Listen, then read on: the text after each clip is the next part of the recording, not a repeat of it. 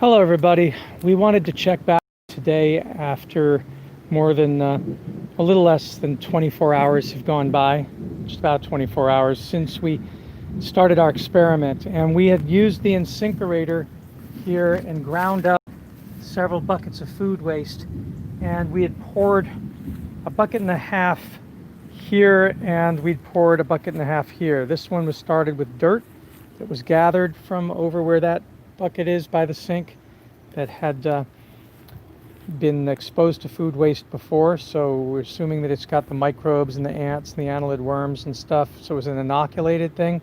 And this is just the food waste with nothing underneath, but that amount of food waste was poured into this soil sand mixture, so they're equivalent except that had the soil sand in it. And standing here looking at it, checking all day long, we have not seen any vermin. There have been no mice, no rats, no cockroaches, no flies. There is not an objectionable odor. There's no smell detectable standing up here. If I put my nose real close, there's a slight odor. It's not unpleasant.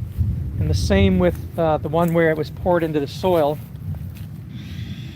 Yeah, it doesn't elicit any gag response. Doesn't it? Just it's a sort of organic-y kind of odor, but only there when you stick your nose there. Standing here in the garden, you would never know that there was food waste that had been sitting now for a full 24 hours or more, and we'll continue. But I think by tomorrow we'll have more food waste to add to that, and we're going to see when we pour more food waste on this and pour more food waste on that, what are the limits here. But so far, I think we just with one day, we've vindicated the idea that it does not attract any vermin, not at this stage of decomposition.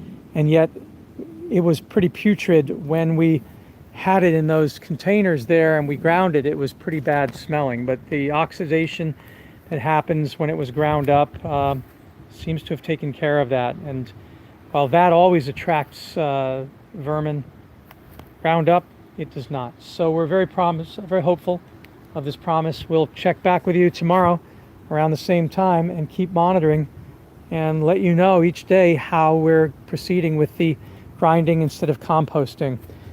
Ideally, we'll continue just pouring it onto the garden, because that's what we've been doing, grinding food up. Some of it's been going into the biodigesters, of course, to produce the gas, but others of it's just been broadcast into the garden with no compost.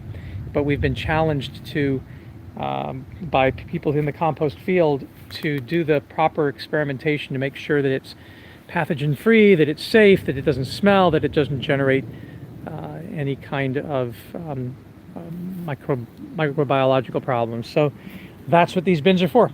All right, bye-bye. Please do try this at home yourself.